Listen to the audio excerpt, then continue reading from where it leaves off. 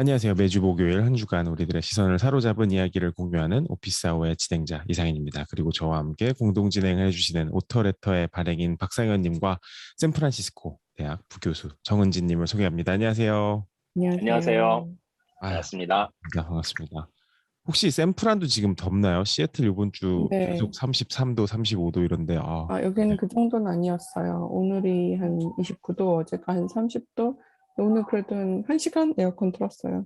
네, 여기도 지금 온도가 갑자기 오늘부터 내일 모레까지 오늘 한 80도대 후반, 내일 90도에 뭐 바람이 안 부니까 음, 너무 더운 거예요. 그래서 내일은 뭐 거의 그 체감 온도 96도까지 올라간다고 하는데 그 정도면 와우. 몇 도가 되나요? 한 40도 근처 가나요? 하여튼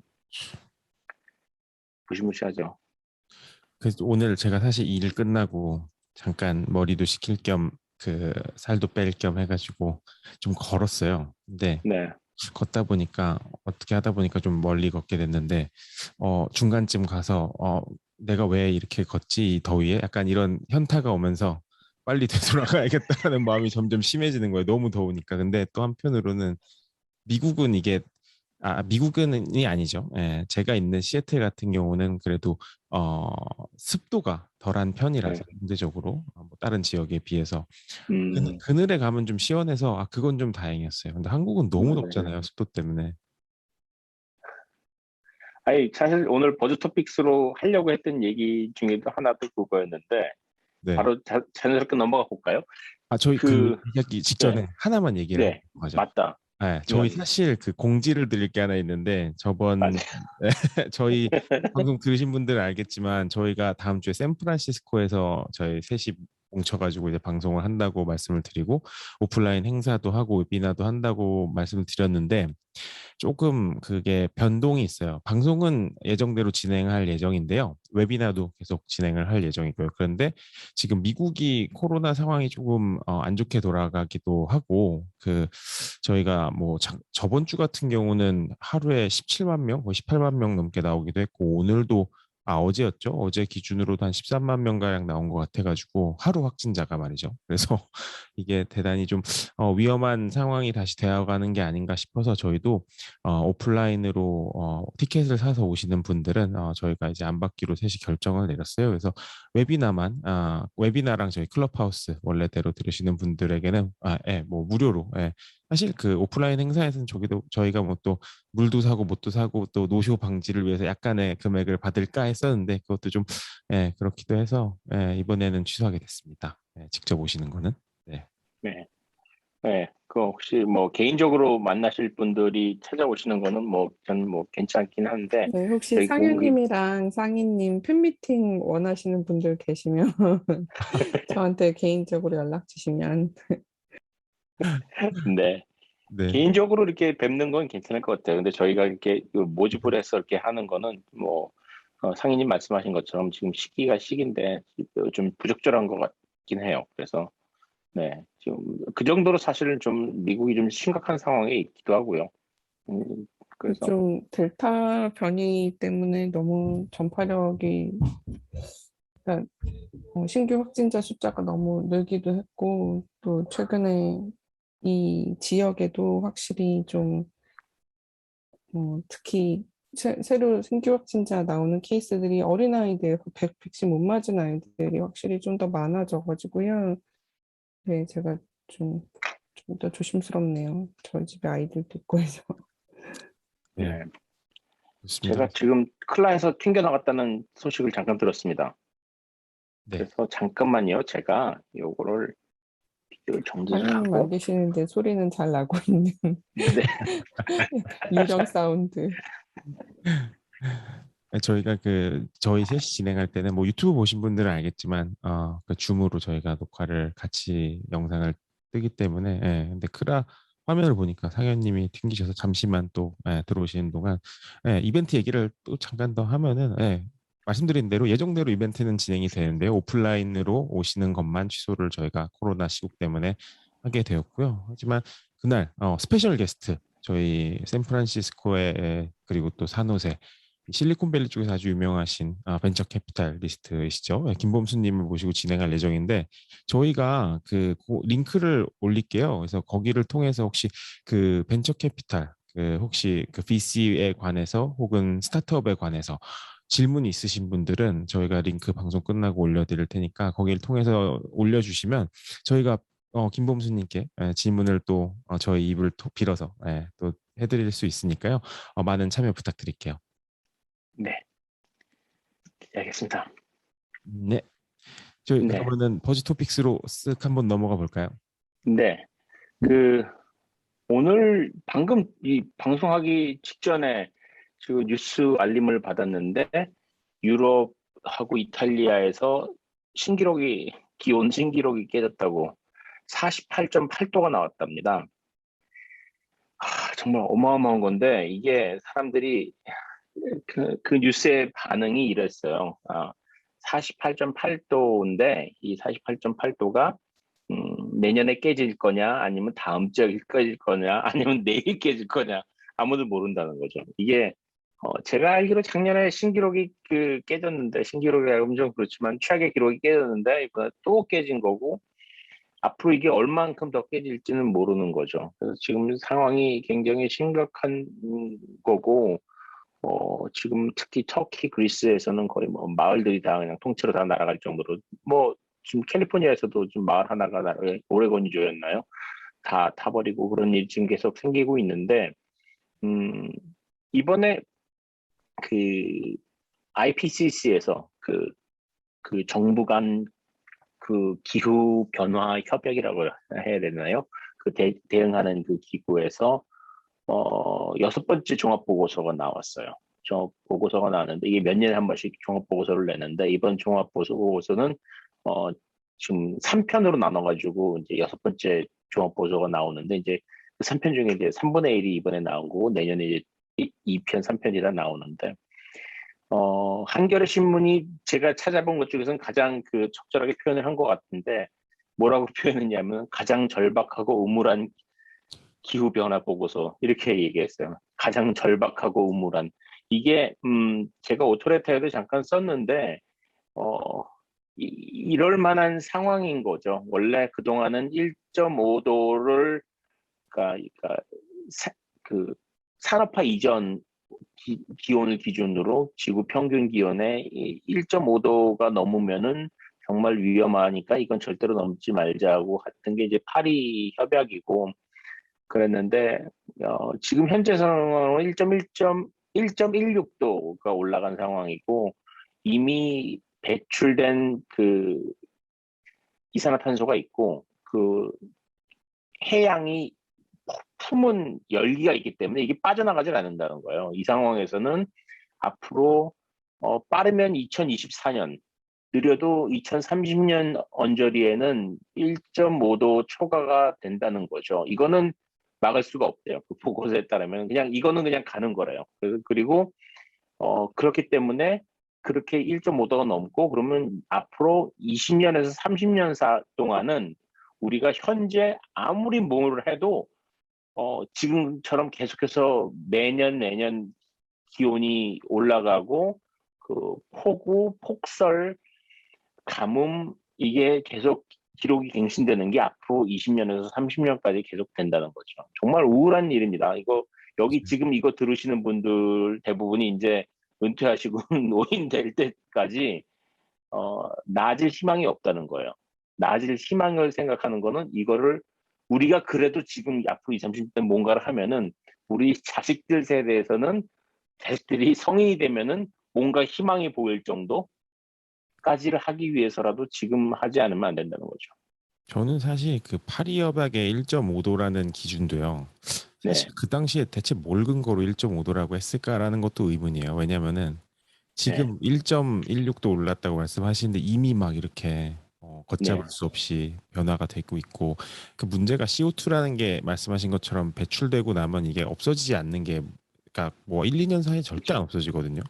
그렇기 그렇죠. 때문에 저도 예전에 잠깐 방송에서 언급드렸던 것 같긴 한데 그 지금은 뭐 이미지상 최악의 남자 중에 하나로 꼽히고 있는 빌 게이츠 아저씨, 빌 네. 게이츠 아저씨가 네. 썼었던 How to Avoid the Climate 디자스터라고 어떻게 하면은 이 그 기후 변화 재앙을 피할 수 있을까라는 그 책을 냈었는데 저희가 뭐 얘기하는 다양한 부분이 있잖아요. 근데 지금 전기차라는 거에 되게 포커스가 많이 맞춰져서 뭐 배터리는 어떻게 하고 충전시설 어떻게 하고 이런 말을 많이 하는데 CO2는 어떻고 이 전기차가 that's great, but that's one of the categories라는 거죠. 그러니까 막 예를 들어서 시멘트를 한다든가 뭐 건축할 때 엄청난 CO2가 발생되는 거 아무도 얘기 안 하고 있고 그리고 뭐 어, 뭐 농업이라든지 그래서 사실 빌 게이츠가 투자를 하는 부분이 그런 뭐 에너지 부분에서의 혁명 그리고 가령 맞아요. 비욘드 민트를 뭐 투자하는 것도 낙농업에서의 혁명을 통한 또 CO2를 뭐 줄인다 이런 얘기를 많이 했었던 것 같은데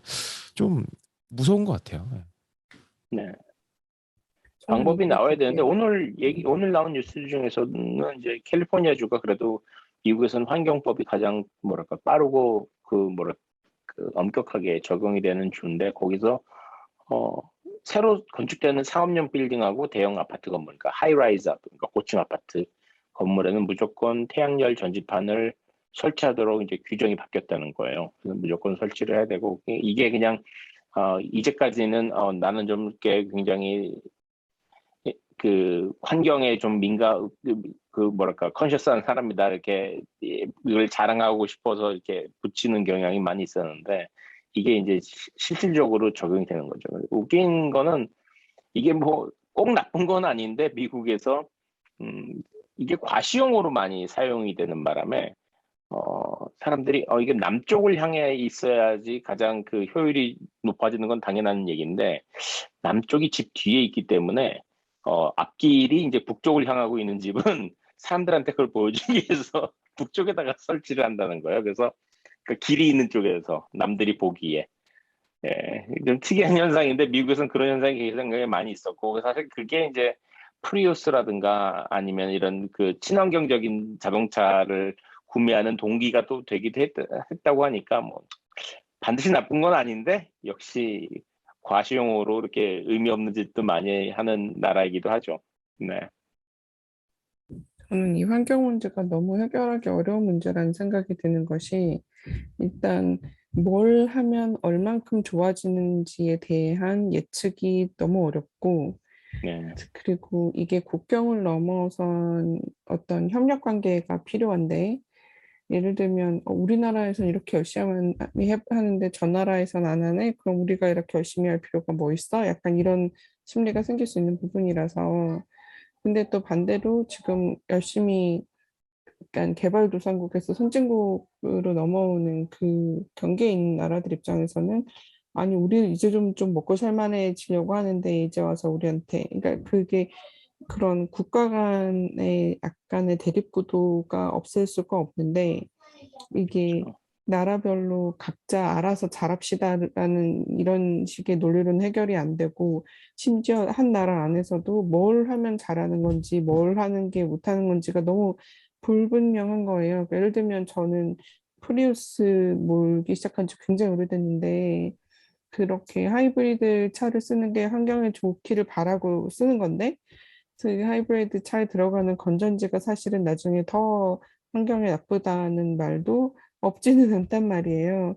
그러니까 일반인이 생각하기에 그러니까 어떤 하기 싫은데 몸에 좋아서 내지는 사회에 좋아서 해야 되는 행동을 할 때 중요한 팩터로 보통 커뮤니케이션 스터디즈에서 두 개를 얘기하는데 하나는 리스크 퍼셉션이고 하나는 셀프 에피카시라는 건데요. 음, 얼마나 내가 이렇게 행동을 바꾸지 않았을 때 일어날 수 있는 리스크가 얼마나 큰가에 대한 리스크 퍼셉션이 되게 중요하고 그리고 내가 이 리스크를 줄이기 위해서 이펙티브한 일을 할 수 있다라는 믿음이 있어야 돼요. 셀프 에피카스가 있어야 되는데 이 환경 문제가 두 개가 다 너무 어려운 문제인 거예요. 그러니까 리스크 네. 퍼셉션은 지금 정말 날씨가 너무 이상해지고 있으니까 확 좋아지고 있는데 셀프 에피카스는 사실은 아직도 제가 가디언지였나 거기서 나온 걸 보고 굉장히 충격받은 적이 있었는데 거기서 당신이 환경을 위해 할 수 있는 것, 그러니까 뭐 어떻게 하면 CO2 에미션을 줄일 수 있을까요? 차트를 쭉 만들었는데 제가 무슨 짓을 해도 제가 애를 둘을 낳은 이 시점에서 게임 끝인 거예요. 사람 네. 한 명을 낳아서 키우기 위해서 드는 게 너무 큰 거예요. 그래서 맞아요. 나 어쩌라는 거지? 나 지금 이제 어떻게 하면 되는 거지? 이거가 너무 크고 나머지에 비해서, 그러니까 이렇게 딱 그 표로 보여주는 순간 사람이 약간 나 이미 망했네? 이생망이네? 약간 이런 느낌이 들어버리면 사람의 행동을 바꿀 수가 없거든요. 그렇죠. 그리고 사실 자포자기해야 되는 그런 거죠. 부분에서도 그러니까 기업들을 프레셔를 정부와 기업들을 사실 사람들이 많이 프레셔링을 좀 해야 되는 이유가 옵션을 많이 제공을 해야지 사람들이 이제 작은 실천을 하기 시작하는데 그 옵션 자체가 없었던 경우가 참 많았었고요, 사실. 네. 네. 그런 거를 하기 위해서는 그 법과 제도를 바꿔서 사실 뭐 사람들의 여러 가지 대중의 의견뿐만 아니라 법과 제도를 바꿔서 이제 기업들을 좀 프레셔를 해야 뭐 다양한 옵션들을 네. 내놓지 않을까, 네, 이런 생각이 들어요. 좋습니다. 네, 저 다음 소식으로 다음 소식. 넘어가 보면요. 예, 네. 오늘 삼성이 신제품을 발표했습니다. 그래가지고 제가 그 신제품 발표를 라이브로는 못 봤는데 그 몇 가지 다시 팔로우업을 하면서 좀 정리를 해봤어요. 그래서 간단하게 좀 브리핑을 드리면요. 그 삼성이 요새 그 폴더블 폰 이거 아주 밀고 있잖아요. 그래서 그 네. 오늘 공개한 거의 가장 큰 두 가지는 갤럭시 Z 폴드 3와 갤럭시 Z 플립 네. 3, 이제 둘 다 3탄이죠. 그리고 다른 두 가지를 오늘 공개를 또 하긴 했는데요. 갤럭시 워치 4랑 갤럭시 버드 2. 하나는 이제 웨어러블 워치고 하나는 이제 그 헤드셋, 와이어리스 헤드셋인데 이 갤럭시 폴드 3랑 이 플립 이야기부터 간단하게 드리면요. 사실 가장 큰 특징을 그 두 개를 꼽으라고 한다면은 하나는 그 머테리얼이 대단히 튼튼해졌어요. 오버롤 그 튼튼한 알루미늄 소재를 써서 더 강도를 강화하기도 했고 사실 플립폰이 가장 걱정이었던 게 이거 접었다 폈다 하면 빠개지면 어떡하지인데 그렇죠. 그런 부분을 개선하려고 사실 많이 노력을 했었고 이 시리즈들 최초로 그 워터프루프 기능 그러니까 방수 기능이 들어간 거죠. IPX8이라고 해서 이 정도면은 뭐 물놀이 얕은 데서 어느 정도 하다가 젖는 거는 뭐 큰 걱정 없이 마음 편하게 쓰셔도 된다라는 것을 생각해 주시면 되고요. 그리고 또 하나 이 중요한 포인트가 가격이 많이 내려갔어요. 그러니까 그 갤럭시 Z 폴드가 시그니처 폰인데 이전 버전이 미국 기준으로 2,000불이 넘었죠. 근데 요번에 그러니까 처음 시작 모델이요. 기본 모델이 2,000이 넘었는데 1,800으로 하향 조정됐고요. 그리고 플립 같은 경우는 한 대략 한 3, 400불 정도 빠진 것 같아요. 기본 모델이. 그래서 999불에 시작을 하는 1,000불 아래 폴더블 폰을 또 제시를 했어요. 그래서 전체적으로 스펙이 올라가고 뭐 다 좋아진 것 같은데 이제 폴드 같은 이 가장 비싼 시그니처 폰 같은 경우는 이게 제가 볼 때 가장 눈여겨봤던 부분은 디테일 중에 카메라가 이 접었다 폈다 했을 때 이제 접은 상태에서의 전면 카메라 말고 편 상태에서의 저 일반적으로 이제 안쪽에 있는 셀피 카메라라고 하죠. 그게 네. 디스플레이 밑으로 내려갔어요. 그래서 거의 안 보이긴 하는데 자세히 보면은 네. 디스플레이 아래 카메라를 위치시켜 가지고 디스플레이가 그걸 음. 덮고 있어요. 그래서 참 신기하더라고요. 참 기술력. 드디어 그거를 그거 뭐 한다 했는데 그게 이제 깔끔하게 나온 건가요? 그럼 말하자면 그 하프 깔끔하게 나왔어요. 네. 딱 보면은 괜찮긴 한데 자세히 보니까 여기 카메라 있네. 약간 이 수준인데 제가 볼 땐 뭐 이 정도면 얼짱각도 안 나오는 거 아니에요? 이렇게 밑에서 찍으면? 아, 무슨 말씀이세요?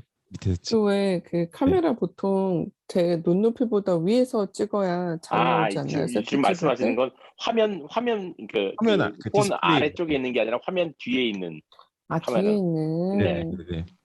저도 처음에 아래라고 들어가지고 처음에는 아, 하단인 줄 알았어요. 죄송합니다. 네, 네. 근데 이게 그리고 그 아까 말씀드렸다시피 그 표면 이 프로텍션 그 필름 쪽을 대단히 강화시켜가지고 디스플레이에 그 처음에 이제 폴더 폰 나왔을 때 엄청 욕 많이 먹었던 게 이 몇 번 하니까 막 자국 남고 그 네. 보호 필름이라고 붙여놨는데 사람들이 그 보호 필름 다 뜯어가지고 막 바로 망가지고 이랬었거든요. 네.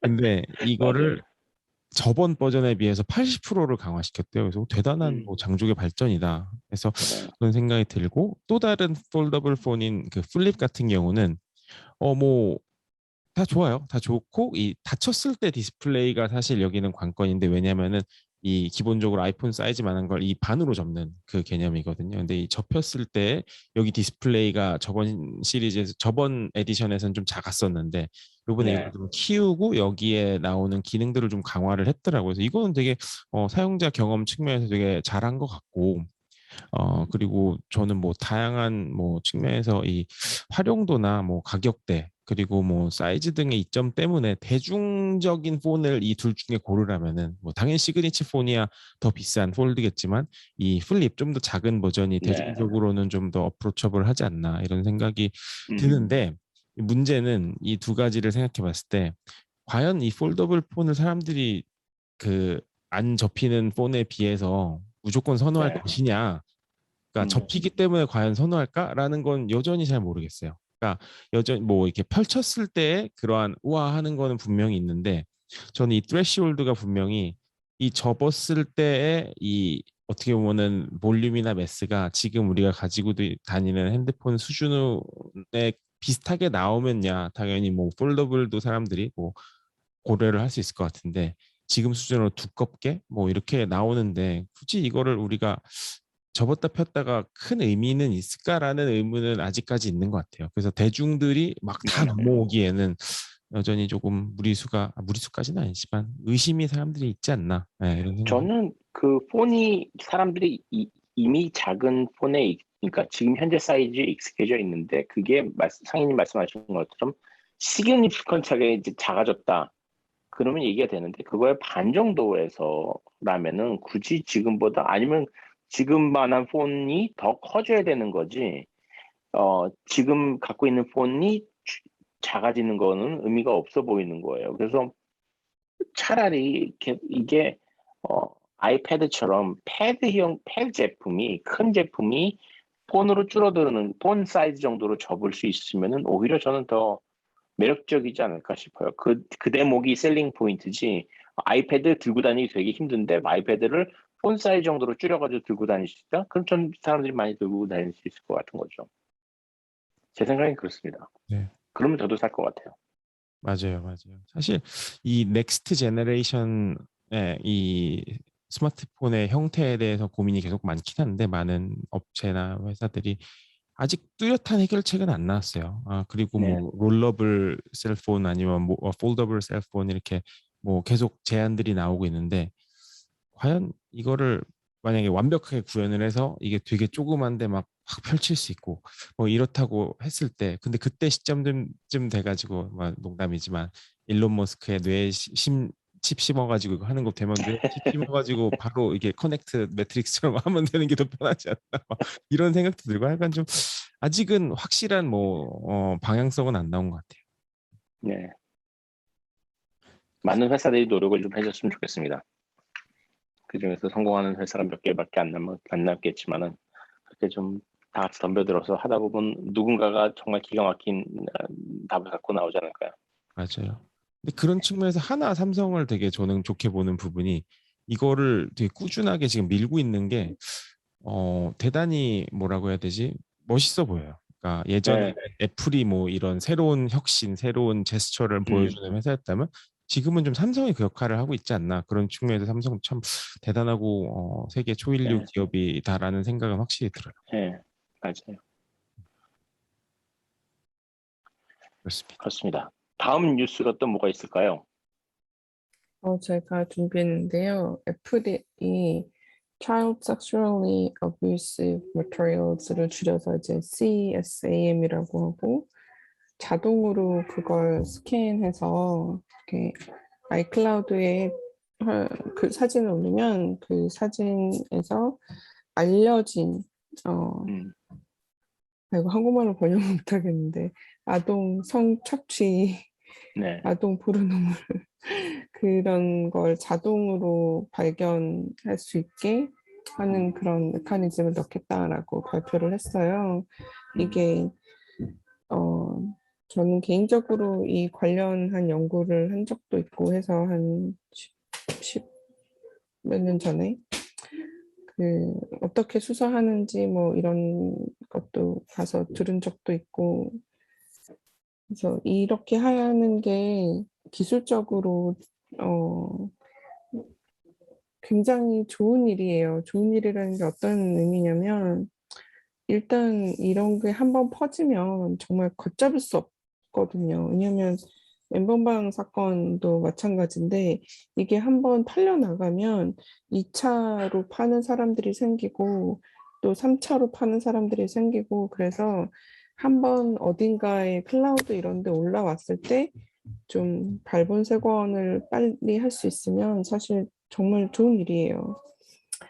근데 이거에 이제 두 가지 문제가 있는데 한 가지는 당연히 사생활 침해 아니냐라는 얘기가 나올 수밖에 없어요. 근데 이게 제가 전에도 스팸 얘기를 한번 했었는데 우리 아무도 이메일에서 스팸을 걸러내기 위해서 내 이메일을 사람이 아니라 소프트웨어가 자동으로 필터링하는 것을 뭐라고 하지 않잖아요. 사실 그 네. 소프트웨어는 내용도 다 보는 건데 거기에 대해서 뭐라고 하지 않는데 사람들이 사진을 하나하나 다 필터링 한다는 거에 대해서는 약간 이렇게 불편한 게 확실히 있고 이게 그보다 더 제가 생각할 때 사생활 침해로 문제가 될 수 있는 거는 지금 애플이 하려는 방법이 사진을 그냥 바로 비교하는 게 아니라 사진을 해싱을 해서 이게 이제 네. 블록체인에서도 쓰는 같은 해싱 함수인 건데 그 사진을 이렇게 수학적인 함수에다 넣으면 이제 아주 작은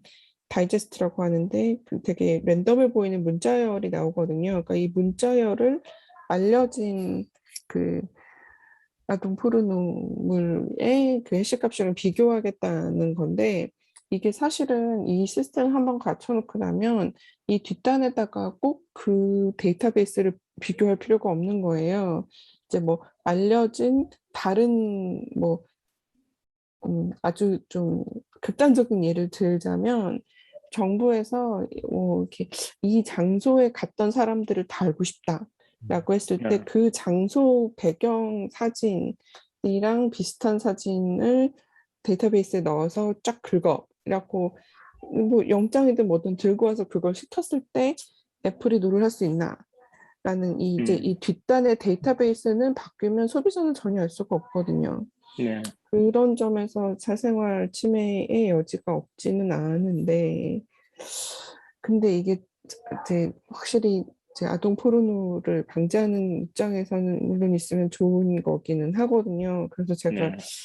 이거 이렇게 어느 쪽이 옳다고 할 수가 없다라고 그렇죠. 생각을 하고 있는 건데, 저는 사실은 이게 더 기술적인 발전이 생겨서 나중에는 이쪽 뒷단을 비교하는 데이터베이스를 소비자가 확인할 수 있는 방법이 생긴다든가 이런 네. 식의 뭔가 기술적인 발전이 있으면 방향성 자체는 저는 있어도 좋다고 생각해요. 이게 사실 지금 이제 시작은 아동 포르노지만 아동이 아니라 그냥 누구의 음. 포르노도 이게 섹슈얼 익스플로이트 된 상황에서 된 사진이나 동영상이면 당연히 이게 퍼지는 걸 막는 게 맞는 거니까 그러니까 이 방향성 자체는 계속 가면 좋겠는데 이 기술은 이제 또 다른 이제 음. 많은 사람들이 하는 기술적인 지적은 해시함수라는 게 원래 인풋이 조금만 바뀌어도 아웃풋이 확 바뀌거든요.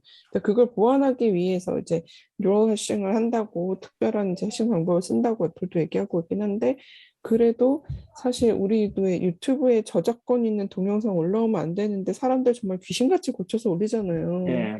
속도 그런 바꾸고. 식의 네, 뭐 이렇게 미러링하고 뭐 이런 거 하잖아요. 그랬을 때는 이게 어차피 효과가 없는데 효과가 그렇게까지 좋지 않은 그런 디텍션 메커니즘을 위해서 사생활을 이렇게까지 프라이버시 이만큼까지 희생하는 게 의미가 있나라는 지적은 당연히 나오는 거죠.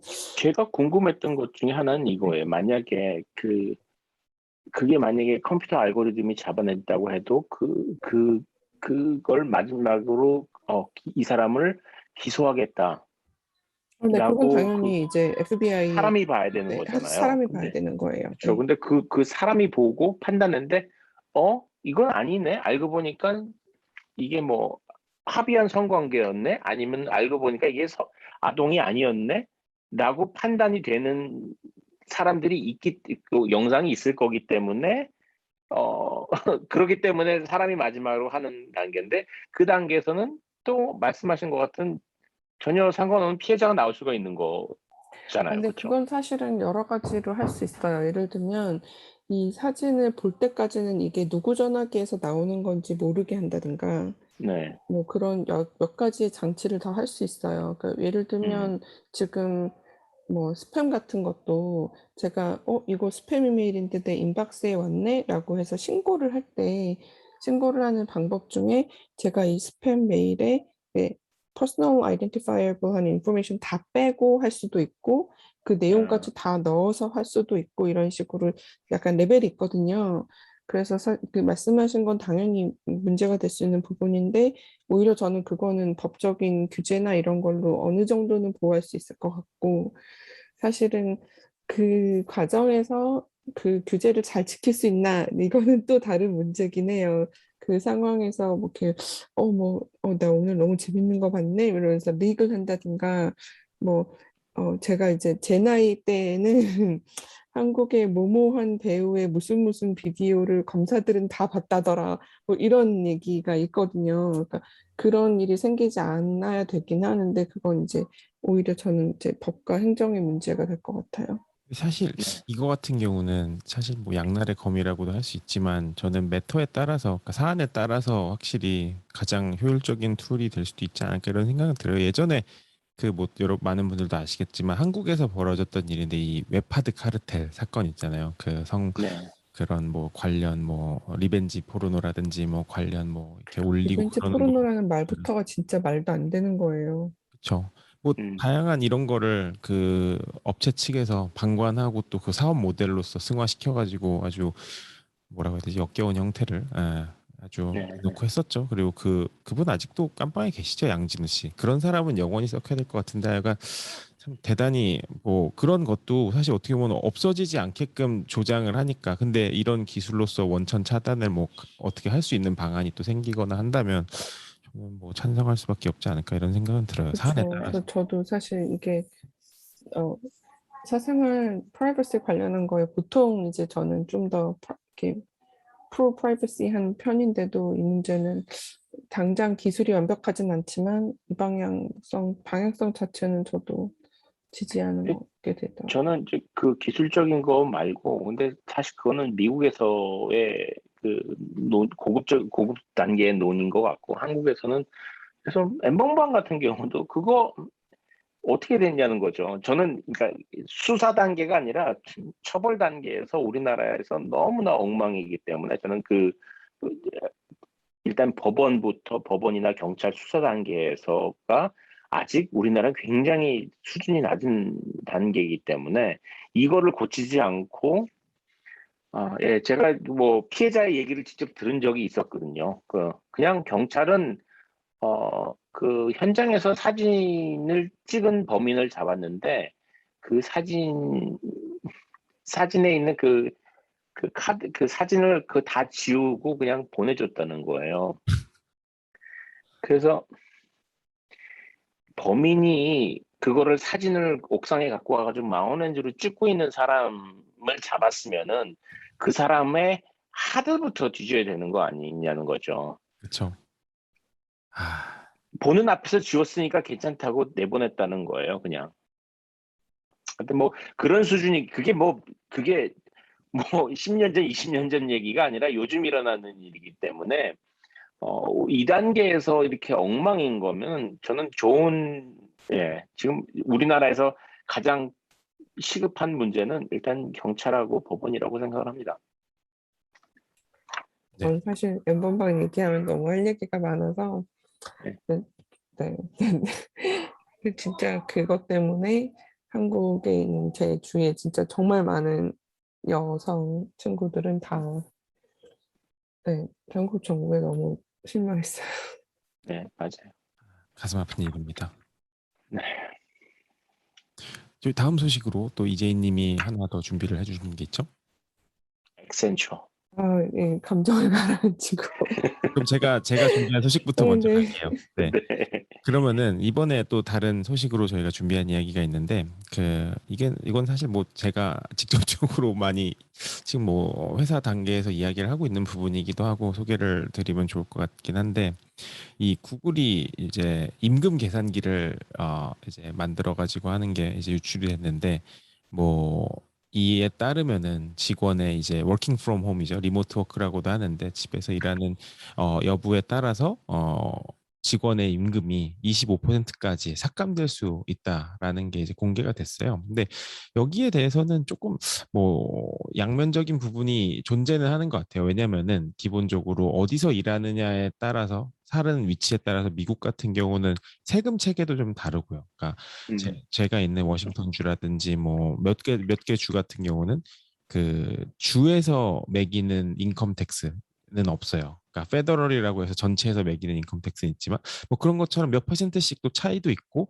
코스트 오브 리빙이라고 해서 얼마나 그 도시가 비싸냐에 따라서 임금이 같은 회사지만 같은 레벨이지만 분명히 다른 부분은 있어요. 근데 이거를 바탕으로 했다고는 하는데 이 사실 사람들이 이제 통근을 이제 코비드 때문에 하지 않았기 때문에 이러한 음, 이제 사람들이 오피스에 다시 나와서 일해야 되는 거에 이제 어떻게 보면은 회사와 직원들 간에 어떻게 보면 좀 갈등 관계가 계속 지속되는 것도 있고 갈등이라고 해야 되나? 좀 미묘한 관계가 지속되는 것도 있고 이게 장기화되고 있는데 지금 뭐 계속 회사들 이 방침도 바뀌고 있어요. 심지어는 왜냐면 코비드 관련해서 상황이 계속 녹록지 않게 돌아가니까. 그래서 제가 생각할 때 이제 회사 직원들 입장에서 오피스에 나오라고 회사에서 아무리 그래도 좀 당장 근무를 특히 올해 안에는 아마 다 비슷할 것 같은데 그 근무를 오피스에서 근무하는 것을 꺼리는 이유를 몇 가지 좀 생각을 해봤는데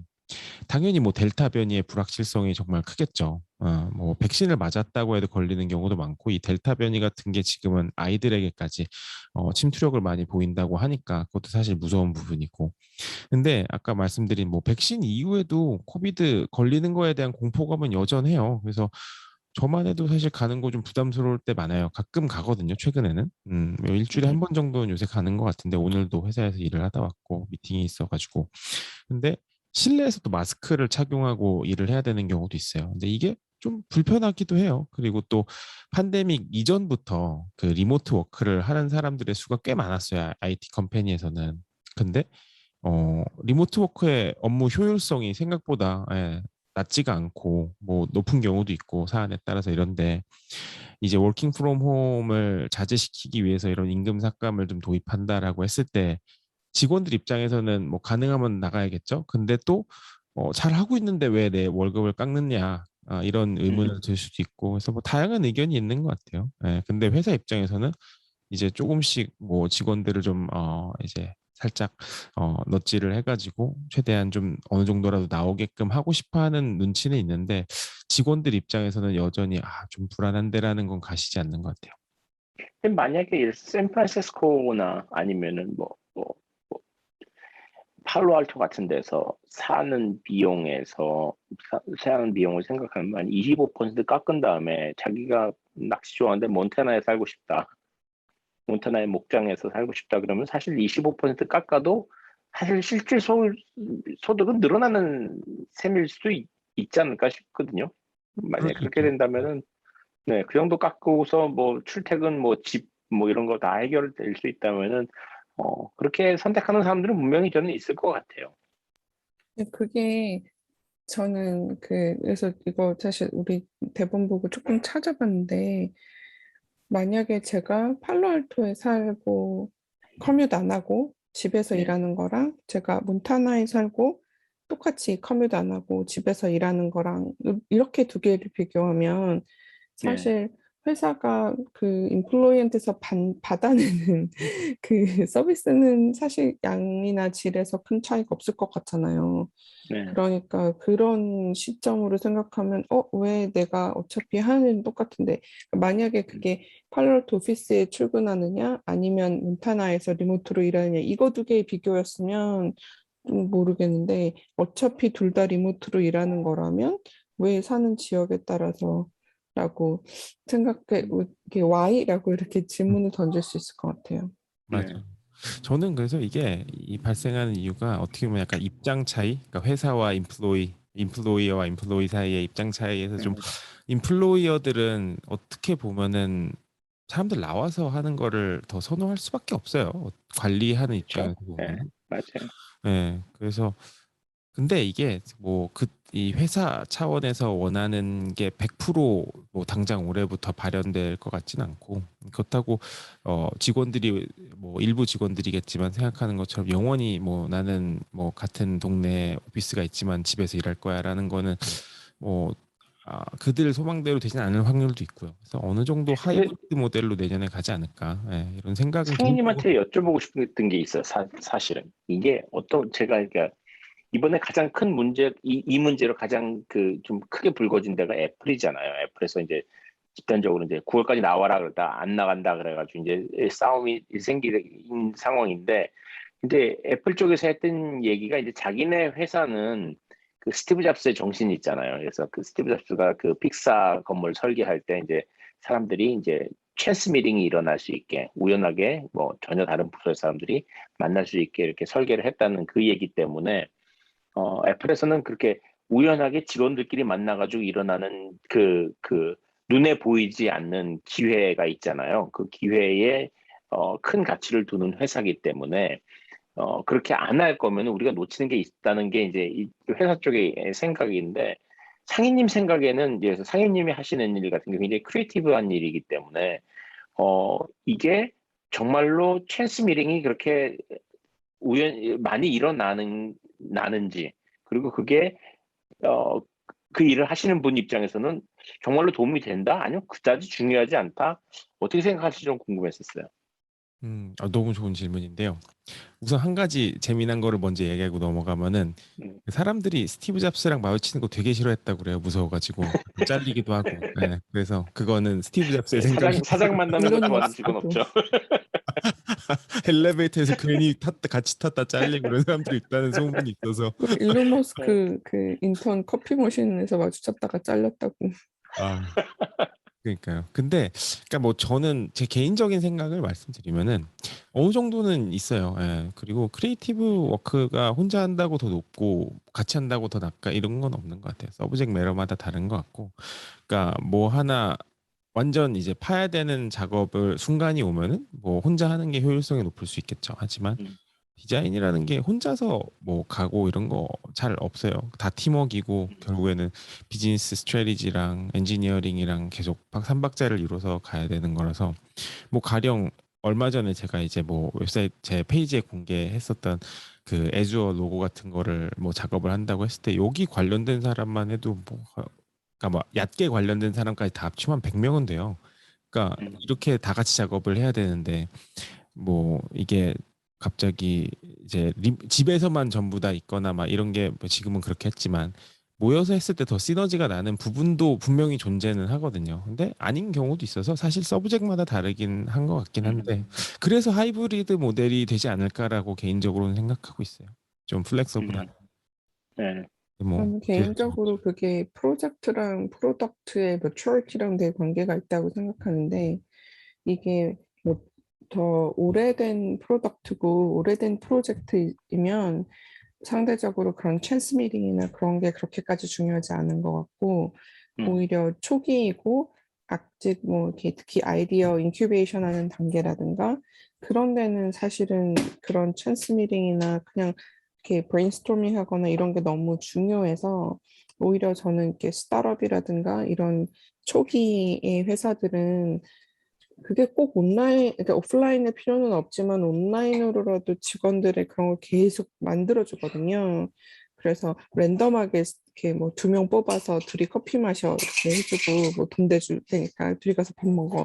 그래서 이런 것도 해주고, 이제 온라인으로 넘어오고 나서는 각자 시켜 먹어. 돈 대줄 테니까 그 대신 줌으로 같이 먹어. 뭐 이런 식으로 그런 걸 하는 프로덕트가 많이 있었어요, 실제로. 음, 그래서 저는 그게 중요하다라고 생각한, 그러니까 그 중요성이 그 프로젝트나 프로덕트 매출에 따라서 달라진다고 생각하는 편이라서 음. 어느 이게 뭐 원 사이즈 피트 올 이런 건 없을 것 같아요. 맞아요, 맞아요. 정확한 음, 지적이시고 사실 제가 속해 있는 그 뭐냐 디지털 트랜스포메이션 플랫폼이라고 하는 그룹에 속해 있긴 한데 현재는 그 그룹 안에 새로운 프로덕트가 사실 뭐 계속 생겨요. 그러니까 뭐 거의 한 음, 달에 한두 개씩 새로운 프로덕트가 생길 정도로 하다 보니까 팀 새로 생기고 미팅 새로 생기고 피처 새로 생길 때마다 사람들 만나가지고 이야기하고 논의하고 스트레이지 짜는 게 일이기 때문에 되게 그 교류가 사실 중요하기도 하고 제가 이전에 일했었던 사실 저는 컨설팅 폼에서 약간 5년 정도 5년 좀 안 되게 일을 했었거든요. 근데 컨설팅 문화는 무조건 만나야지 약간 이런 게 좀 있어요. 그러니까 만나서 음, 클라이언트도 직접 만나서 얘기하고 뭐 브레인스토밍도 다 만나서 약간 그런 문화가 있어서 업계마다도 좀 다른 게 분명히 좀 있을 것 같아요. 맞아요. 저는 그 스타트업 투자 VC 분들이 만약에 투자 대상하는 기업을 만나지 않고 투자하는 일은 절대로 없을 거라고 생각을 하거든요. 그래서 뭐 제 경험만 봐도 뭐 팀을 만났는데 보기에는 종이상으로는 되게 좋았는데 만났더니 팀장 혼자 얘기하고 팀원들 딱 표정 보니까 이 바디 랭귀지가 굉장히 부정적인 거예요. 이 완전히 따로 놀고 있더라고요. 내용은 좋은데 거의 의사소통이 안 되고 있더라고요. 근데 나중에 보니까 한두 달이 안 돼가지고 그 팀원들이 다 나갔어요. 그러니까 그렇다고 해서 그 팀이 좋지 않은 팀은 그 아이템이 좋지 않은 아이템은 아니었는데 그거를 만약에 줌으로 봤을 때 그게 보였을까 저는 모르겠는데 만나보는 순간 아 이거 아닌 것 같은데 이 팀 하는 적은 보이죠. 그래서 그런 면에서 봤을 때도 저는 말씀하신 대로 업종마다 다를 것 같고 프로젝트마다 많이 다를 것 같아요. 그럼 이재희님 순서로 아이템으로 잠깐 네. 넘어가고 이제 이슈토픽으로 네, 넘어가. 사실 오늘 할 수 있는 얘기는 되게 간단해요.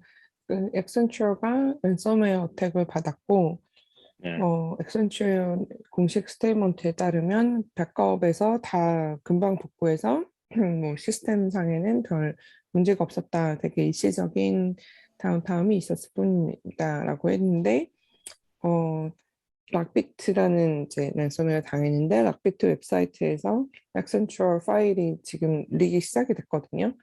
거기 이제 타이머를 걸어놓고 이 안에 돈 안 내면 이걸 릭할 거야. 그랬는데 이제 릭이 시작했어요. 뭐 중간에 타이머 한번 좀 늘려주고 이런 일도 있었는데 지금 릭이 시작된 지 얼마 안 돼서 아직 그 내용이 뭔지에 대해서 이제 구체적인 분석이 나온 게 없어서 제가 길게 말씀드리기는 어려운데 두 가지 간단하게 말씀드리면 하나는 백업에서 시스템을 빨리 복구할 수 있었다는 그 스테이트먼트 자체는 훌륭한 거예요. 저는 액센처가 백업 관리도 잘했고 거기서 금방 복구할 수 있었던 거는 되게 훌륭한 일이라고 생각하는데 이제 반대로 지금부터 나올 데이터들이 뭔지가 되게 중요할 텐데 그 지금부터 나올 데이터들이 죄송해요. 잠깐 저희의 얼굴이 귀신처럼 나타났다 살았었는데 네. 그 액센처가 그 잘 기억 못 하시는 분도 있을 것 같은데 2006년에 메리엇 그 호텔 체인에서 데이터 릭이 있었어요. 그 호텔에 묵었던 사람들의 뭐 페이먼트 인포메이션이라든가 네, 그게 맞아요. 2016년인가? 2006년이 아닌 것 같아요. 너무 오래전이다. 2016년인가 봐요. 네, 그거에 대해서 액센처가 그 데이터베이스 관리하고 있었기 때문에 액센처에게 책임이 있을 수도 있다. 그래서 이제 법정으로 이거를 가져가도 된다라는 판결이 사실 작년에 났었거든요. 작년 음, 10월, 11월 이때 나왔었어요. 그래서 저는 이번에 릭되는 파일의 내용 중에 그런 관련 내용이 있으면 이게 확 커질 것 같고 네. 그냥 그런 거 없이 되게 지금까지 나온 분석은 뭐 그냥 뭐 케이스 스터디 뭐 이런 거 조금 얘기 나왔는데 그것 때문에 이제 고객사의 비밀이 유출이 되면 그건 이제 악센추어가 대박 네, 물어내야 될 건데 음, 만약에 그 건과 관련된 문서가 여기서 나오면 이제 아주 크게 될 것 같아요. 사실 그 컨설팅 컴퍼니나 뭐 어디 뭐 컴퍼니 뭐 다 비슷하게 많이들 하긴 하지만 이런 회사들이 이쪽에서 가장 센서티브하게 생각하는 게 제 경험상으로는 결국엔 클라이언트 데이터거든요. 클라이언트 에셋이잖아요, 사실 그들의 그거가 해킹돼 가지고 나가면 진짜 큰 문제긴 하겠네요. 그렇죠. 전략이나 이런 게 다 노출될 텐데. 정말. 네.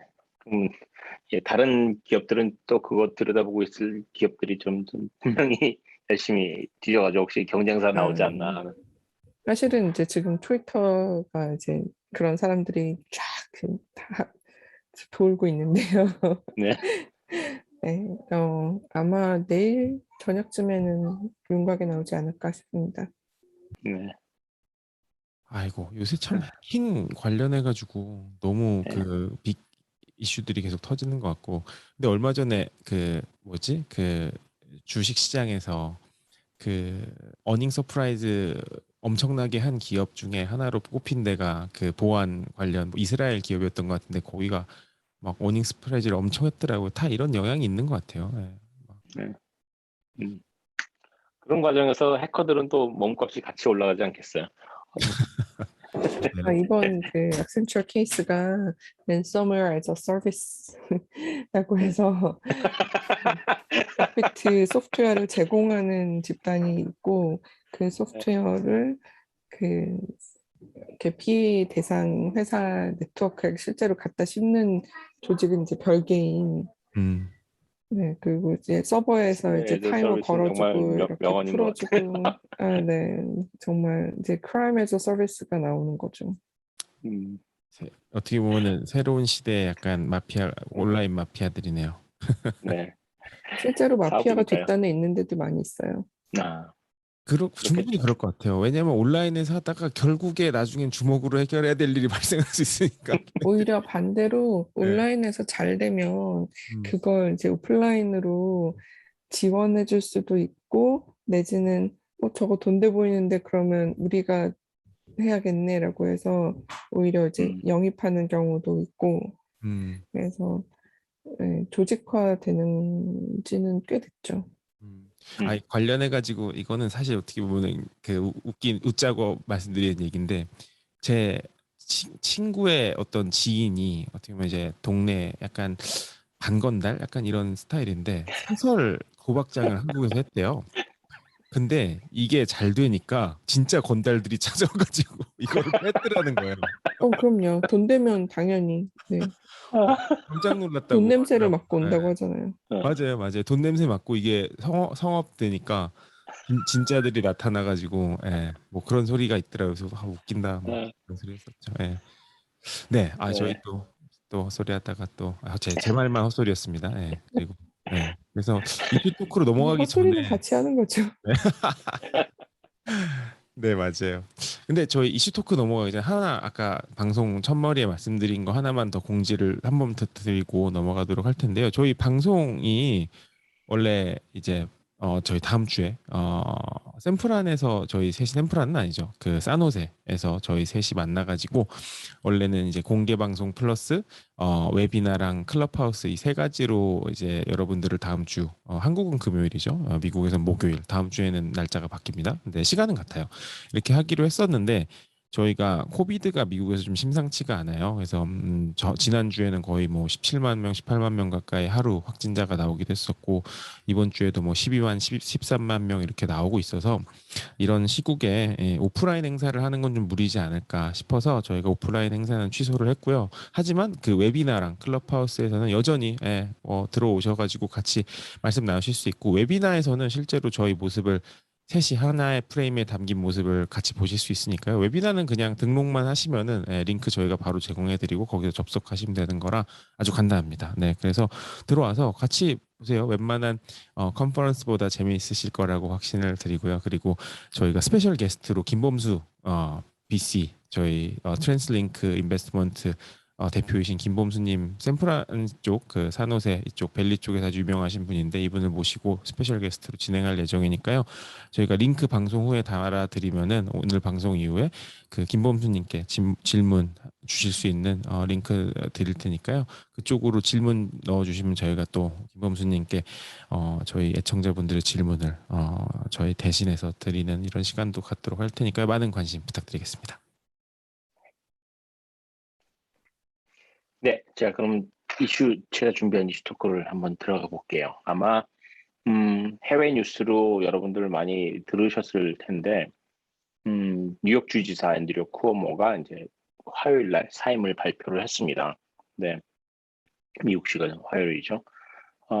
이 사람이 이제 사임을 하게 된 게 이제 성추행 혐의인데, 성추행 혐의가 사실 나오기 시작한 거는 작년이었어요. 그 전에도 물론은 그 내부적으로는 여러 가지 얘기가 있었을 텐데, 언론의 일반인들이 보기에, 이 성추행 혐의가 있네? 이 사람이? 이 사람도 지금, 미투 운동에 그, 사실 뭐, 대상이 됐구나. 이런 느낌을 받은 게 이제 작년이었죠. 작년에 이 사람이 이제 그 뉴욕인 나름대로 그 코비드 대처를 잘하진 못했죠. 하지만 그걸 그 리더십을 발휘했다 그래가지고 그냥 본인 책도 쓰고 막 그랬어요.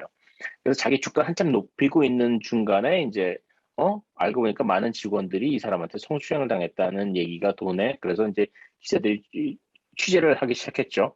그게 이제 작년이었는데 올해 그 사이에 미국의 이제 주 검찰총장이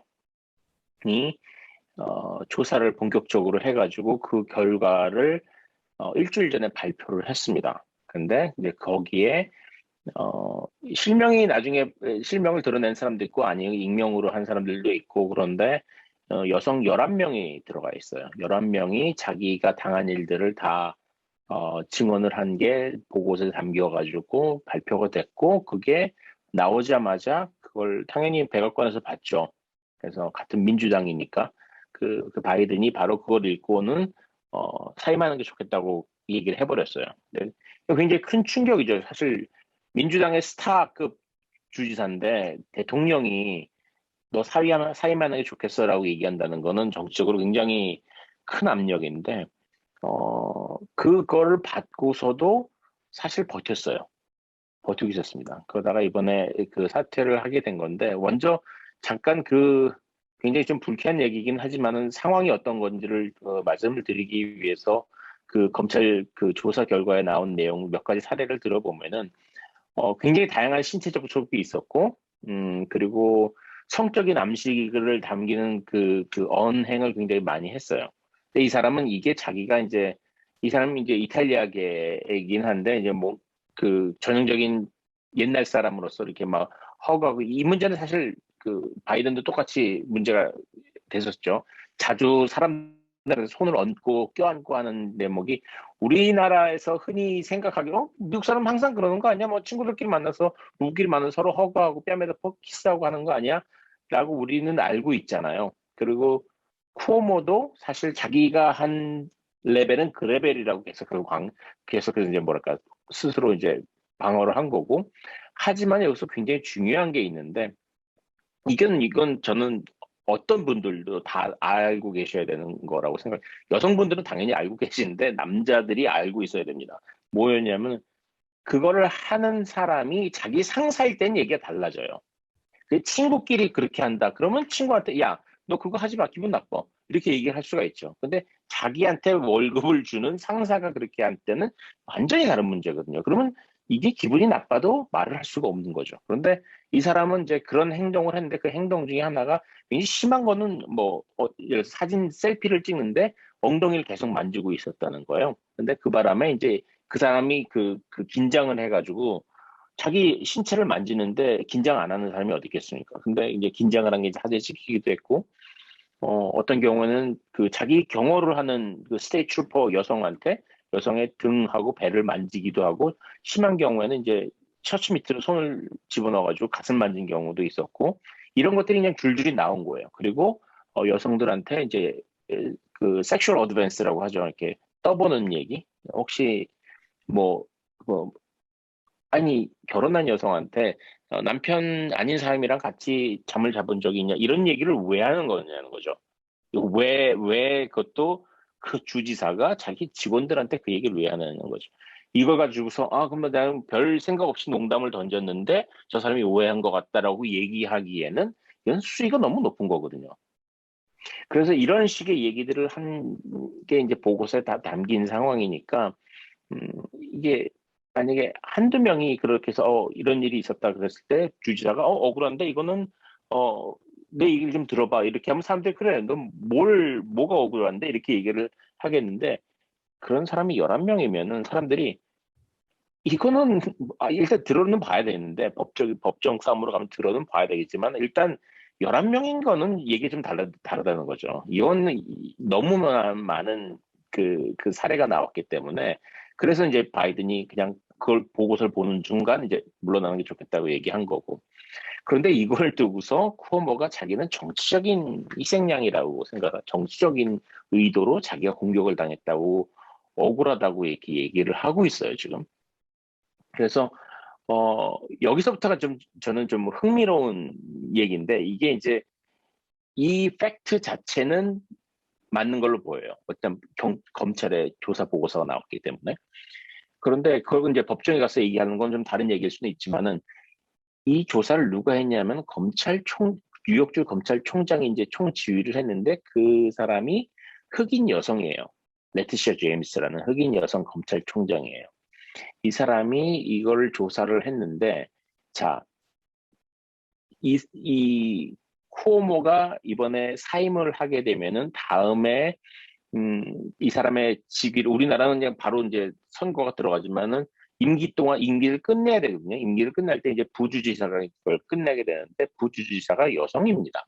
근데 그 부지사라고 하죠. 그 부지사가 호컬이라는 캐티 호컬이라는 호쿨이라고 발음하더라고요. 캐티 호쿨이라는 여성인데 이 사람은 백인 여성이에요.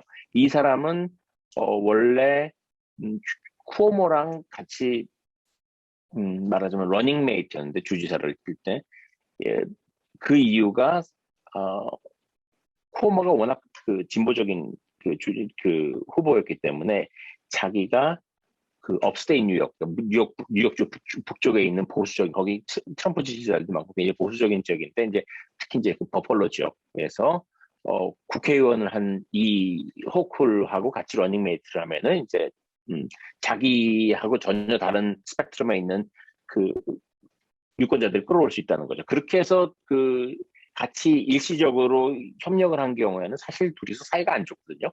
어차피 정치적으로 모든 게 달라가지고. 그래서 말하자면 보호가 된 셈이에요. 만약 예를 들어서 지금 쿠오모 주지사 밑에서 일하는 여성 둘이 사실 이 문제와 관련돼 가지고 사임을 했거든요.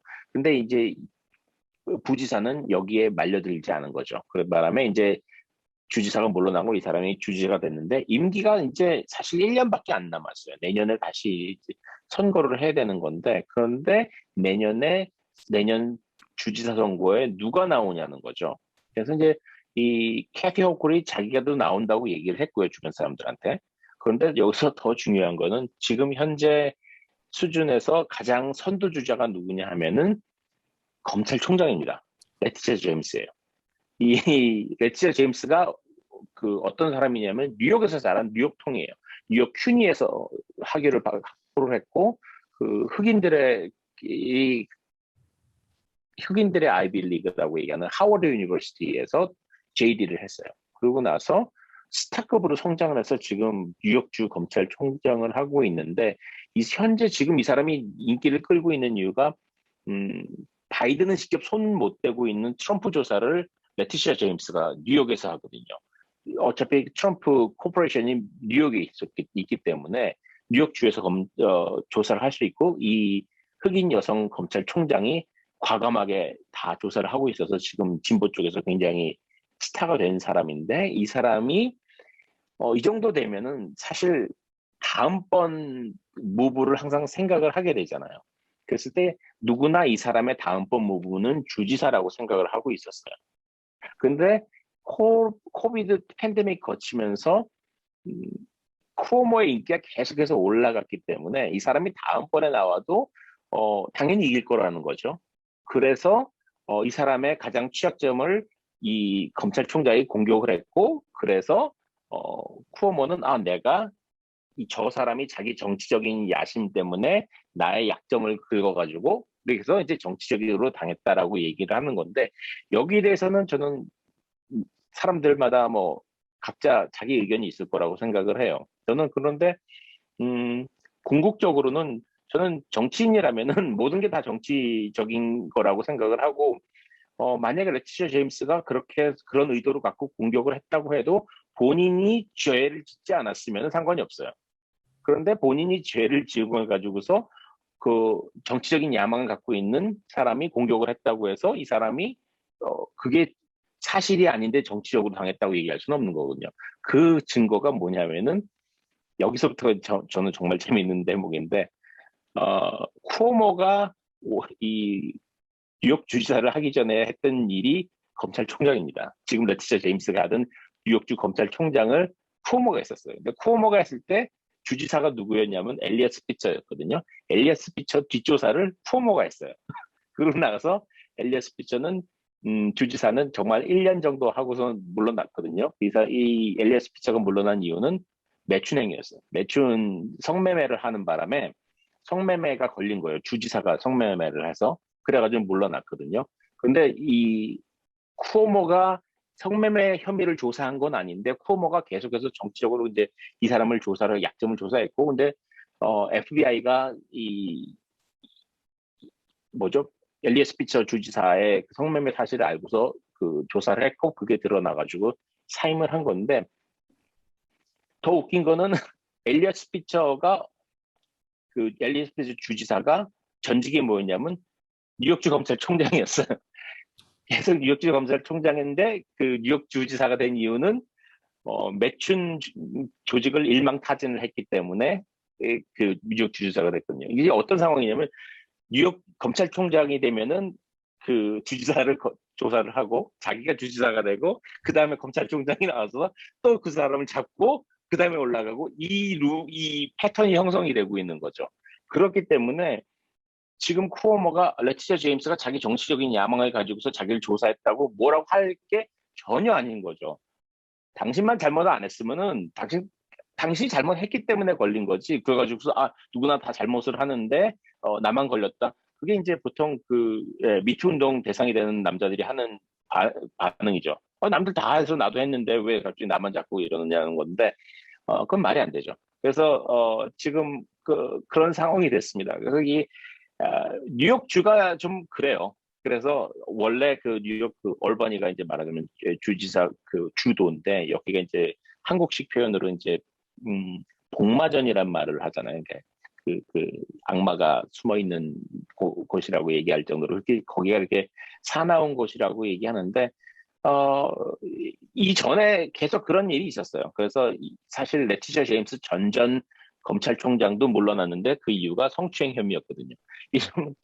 모든 게 성범죄 지금 다 노출되어 있는 거죠. 지금 한 20년 정도를 보면은 그렇기 때문에 10여 년 넘게 저는 이 상황을 가지고서 그러면 뉴욕이 이렇게 심한 곳이구나라고 생각을 할 게 아니라 세상이 원래 다 이 정도 수준이었다는 거죠. 그런데 이게 지금 다 드러나고 있는 것뿐이지 이게 뉴욕만의 상황이라고 생각은 절대 들지 않는 거죠. 근데 문제는 뭐였냐면은 쿠오모가 한 행동을 보면은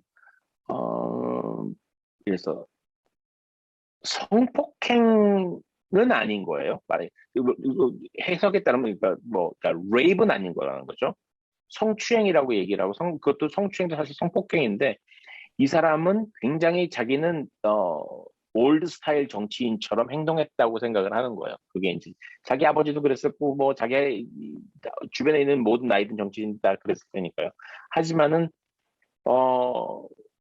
그렇게 생각하기에는 세상이 너무나 빨리 바뀌고 있고 이 사람 같은 행동을 하는 사람이 계속해서 남아가지고 이게 정당화되고 있다면은 앞으로도 여성들은 계속해서 당할 거라는 거죠. 누군가에서는 당연히 이게 문제가 지적이 되고 끝나야 되는데 그걸 끝내는 사람들이 예를 들어서 레티샤 제임스 같은 사람들인 거죠. 지적을 해야 되고 사람들이 그리고 그 여성들이 용가방에 나와가지고 자기가 겪은 일들을 얘기하면은 이 사람은 물러나야 되는 거고 저는 그런 식으로 물갈이가 된다고 생각을 하고 있고 그 과정에서 나는 옛날에 다 내가 배운 방식은 다 이랬기 때문에 나도 이렇게 했는데 내가 왜 잘못이냐? 그냥 어쩔 수가 없는 거죠. 맞아요. 배운 걸 잘못 배웠기 때문에. 그 자기 리자인 인터뷰에서도 이렇게 얘기를 하는 대목이 나왔잖아요. 그러니까 자기 마인드에서는 자기 생각에서는 자긴 잘못한 게 아직도 없는 것 같은데 그 네, 사람들이 선 넘는다고 하는데 그 선이 자기가 모르는 새에 바뀌어 있더라 이런 소리를 하는 네, 거예요. 그래서 네, 그 정확한 문구가 I did not appreciate the generational and cultural shift. 그러니까 세대가 바뀌었고 문화가 바뀌었는데 내가 그 바뀐 걸 제대로 알지 못했다라고 말을 했는데 개소리죠. 그쵸? 근데 계속해요. 근데 진짜 정말 저는 판데믹에 늘은 건 욕밖에 없는 것 같은데 체중도 늘었구나. 네, 저는 딱 문장에 이 뭐랄까 쿠오모가 자기 경력을 관리하지 않은 게 아니라고 생각해요. 그 사람은 되게 오래 가고 싶어 했고 저는 대통령이 되고 싶어 하는 야심도 있었던 사람이라고 생각하고 그래서 검찰총장이 자기를 노릴 수 있다는 걸 모르지 않았을 텐데 그 사람 기준에는 그게 자기가 뉴욕 주지사 자리를 뺏길 정도의 일이 아닌 거예요. 그렇죠. 네, 그래서 그게 문제가 될 거라고 생각하지 않았기 때문에 자기 이렇게 신병 관리하는 그거에서 그런 건 문제가 아니었던 거고 그러니까 지금 이 시점에서 이게 세대가 바뀌고 시대가 바뀌어서 내가 생각했던 선이랑 선이 달라졌는데 억울한 거죠. 왜냐하면 자기가 그 행동을 선을 어디서 배웠겠어요. 나에게 선을 가르쳐 준 사람들은 그래도 괜찮았는데 왜 나는 그 억울함이 느껴지는 문장이라고 저는 생각했거든요. 네, 맞아요. 정말 그거 보면서 네. 한 번 더 욕은 참고 네. 약간 이 뉴욕 주지사뿐만 아니라 모든 미투, 모든 스포츠계, 영화계 뭐 다 똑같은 얘기를 너무 많이 들어서 진짜 이제 네. 식상하다는 생각밖에 안 들어요. 아니 그럼 그 사람들 맨날 한 논리도 있어요. 그러면 노예제도가 있었을 때 노예를 썼던 사람들도 다 가서 고소해라. 그때는 다 그랬는데 그 논리도 이제 너무 많이 들어서 제발 좀 그만 듣고 싶어요. 음. 네, 맞아요. 그게 저는 그 쿠오모가 배운 그 직장 생활, 쿠오모가 할 수 있다는 그 선을 가르쳐 준 문화가 전 대표적으로 매드맨 시리즈를 보면은 흔히 당시 1950년대, 60년대, 70년대 이때 그 미국 직장 생활을 보면은 그냥 여성이 지나가면 엉덩이 찰싹 때리는 게 그 친근함의 표현이었다는 거죠. 그 장면이 계속 나오군요. 아주 쉽게 나와요. 그게 저는 그 친근함의 장면을 표현이, 봐도 그게 친근함의 표현이 아니라 권력 그 위계의 표현이라고 느껴져요. 그쵸? 네. 근데 그거를, 그걸 당하는 사람 입장에서는 이건 어디까지나 권력으로 누르는 거라고 인식을 하고 있는데, 그걸 엉덩이를 만지는 사람 입장에서는 그게 친근함인 거죠. 그러면 이 상황에서 나는 그걸 친근하는 걸로 받아들이지 않아라고 얘기를 할 수 있는 사람이라면은, 즉, 부하가 아니고 친구라면은, 동등한 사람이라면은 가능하겠죠. 하지만은 이거를 자기가, 저는 그래서 쿠오모가 했던 얘기들 모든 것도 자기 친구한테서 그렇게 얘기했다면 친구는, 야, 너 재수없는데 그런 소리 하지 마.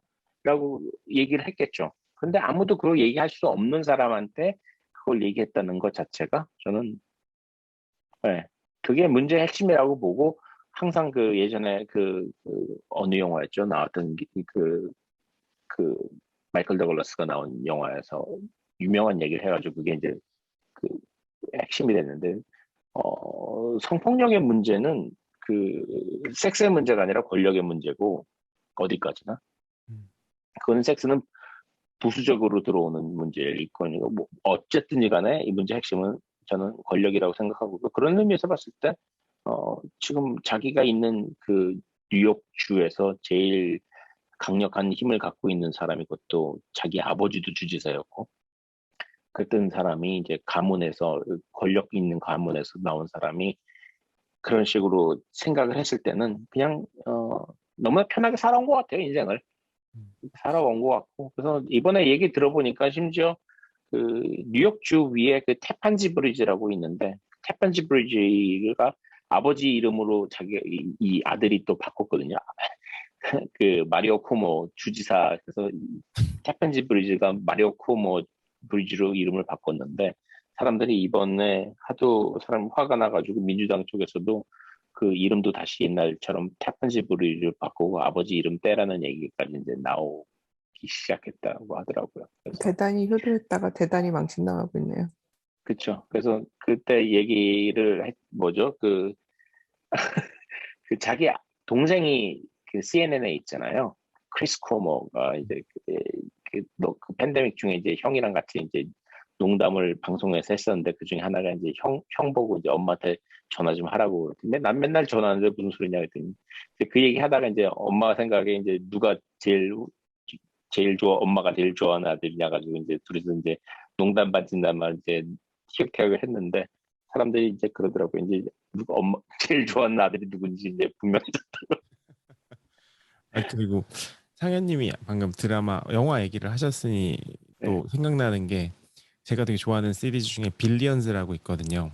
네. 빌리언즈의 그 하나의 축은 이제 빌리언웨어들 그리고 또 하나의 축은 이 권력을 장악하고 있는 거기가 이제 검찰 측으로 그려지는데 거기서 보면은 검찰이 확실히 그 정치적인 행보를 많이 보이는 거를 또 보이는 이유가 이런 데서 실제 영감을 많이 받았기 때문에 또 그렇게 또 그려지는 기관이 아닌가. 맞아요. 저는 특히 그 검찰 같은 경우에는 그 직 자체도 제가 틀리지 않는다면은 그 선거로 되거든요. 그렇기 때문에 선출직이고 그래서 저는 궁극적으로 모든 선출직 정치인들의 그 최종 목표는 대통령이라고 생각을 해요. 대통령은 자기가 정치를 한다고 했을 때 대통령을 생각하지 않는 정치인이 있다는 것은 저는 거짓말이라고 생각을 하고 그걸 할 수 있는 사람과 없는 사람의 차이일 뿐이고 그렇기 때문에 저는 레티시아 제임스가 만약에 자기 정치적인 야심을 가지고서 그 지금 주지사를 공격을 했다. 그래서 수사를 했다. 전 페어 게임이라고 생각합니다. 네. 완전히 페어 게임이라고 생각해요. 모든 사람이 다 그렇게 하고 있는 거고. 왜 미국 영화가 이런 식으로 지금 전개가 되는지를 보이는 것 같아요. 이게 현실이 그렇기 때문에 그냥 영화도 당연히 이런 식으로 나오는 것 같아요. 맞아요. 제가 네, 말씀하세요. 아니요, 별 얘기 아니었어요. 말씀하세요. 네. 아니 저도 별 얘기는 아닌데 사실 이러한 권력층의 이거는 권력층의 암투는 아니죠. 근데 뭐 권력층의 암투를 보여주는 단면을 보여주는 영화나 드라마들이 많잖아요. 근데 아까 말씀드린 빌리언즈도 그렇고 요새 또 다시 그 시즌 2 보기 시작한 갑자기 그 발음이 안 되네. 그 석세션. 네, 석세션. 네. 보고 있는데 그런 거 HBO 시리즈요. 네, 맞아요. 정말 걸작입니다. 맞아요. 걸작이 연기 진짜 와. 연기, 대본 게다가 특히 왜 특정 직종에 있는 직종을 다루는 드라마로 정말 제대로 만들었다는 느낌이 드는 거예요. 미디어계잖아요. 뉴욕 미디어계에 일어나는 일들인데 이거 정말로 미디어에서 일하는 사람들만 알고 있는 핵심적인 어떤 내용들 그리고 지금 미디어가 어떻게 변화가 하고 있는지를 최전방에서 그리고 있어요. 그래서 그냥 제가 주변 사람들한테 그랬었어요. 그 어느 기자분들한테 얘기하다가 그 석세션만 봐도 그냥 미디어 공부가 된다고 얘기를 제가 했었거든요. 그 정도로 정확하게 그리고 있어요. 그래서 연기도 뛰어나고. 맞아요. 특히 이 브라이언 콕스 그 어떻게 보면 왕이죠. 그 세계. 그 사람 연기는 진짜 너무 멋있는 것 같아요. 진짜. 네, 거의 그냥 그 역은 그 사람 아니고 누가 할 수 없을 것 같아요. 맞아요. 목소리, 톤, 막 중후한 모든 게 네. 그렇습니다. 네. 꼭 보시기 바랍니다. 네. 저희 요새 하도 조금 저희가 또 한동안 추천 같은 것도 많이 해드렸는데 조만간 영화나 드라마 시리즈 추천 이런 것도 한번 해야겠어요. 너무 다른 얘기도 하다 보니까 추천에 좀 소홀했던 것 같습니다. 네, 생각난 김에 한번 또 나중에 마련해 보죠. 네네네. 그렇습니다. 네, 오늘 네, 너무 재미난 이야기 또, 진짜 상현님이 시토크 오늘 너무 좋았고요. 이재희님이 또 설명해주신 뭐, 이 관련, 해킹 관련이라든지, 뭐, 애플 관련, 기술 관련 이야기에 대해서 듣는 것만으로도 막 공부가 되는 그런 너무 좋은 시간이었던 것 같아요. 네, 저희 그리고, 재밌었습니다. 네, 네, 마지막으로 한 번만 더 말씀드리고 마무리를 할 텐데요. 저희 오프라인 행사 다음 주에 기획했었던 게 있잖아요. 그래서 원래 웨비나랑 그 크라에서 이 세 가지 루트로 오프라인까지 하기로 했었는데 코로나 여파로 오프라인은 취소됐다는 점 다시 한번 말씀드리고요. 하지만 웨비나 등록해 주시면은 링크를 통해서 저희 모습을 저희 셋이 앵글에 함께 담기는 그리고 김범수님까지 스페셜 게스트 담기는 모습을 최초로 보실 수 있고요. 그리고 김범수님께 질문 드리고 싶으신 분들 제가 방송 끝나고 링크 만들어서 저희 그룹에 공유할 테니까요. 오피스아워 페이스북 그룹에 오셔서 질문해 주시면은 벤처 캐피탈이라든지 스타트업 관련해 가지고 질문 주시면 저희가 또 질문을 해드리도록 하겠습니다. 네, 그리고 다음 주는 목요일이 아니라 금요일입니다. 금요일입니다. 네, 한국 시간 금요일, 미국은 목요일 밤이죠. 네, 그래서 그러면은 네 다음 주에 저희 직접 뵐 수 있었으면 좋았을 텐데 너무 아쉽고요. 근데 코로나 상황이 미국이 좀 심상치가 않아서 이번에는 좀 아쉽지만 다음으로 좀 양보를 해야 될 것 같습니다. 네, 그러면 두 분은 제가 다음 주에는 서부에서 뵙겠습니다. 네, 기대가 되네요. 네, 그래요. 예, 그럼 두 분 들어가시고 오늘 방송도 열심히 들어주신 모든 애청자분들 감사드리면서 여기서 들어주셔서 마무리할게요. 감사합니다. 네, 들어가세요. 네, 감사합니다.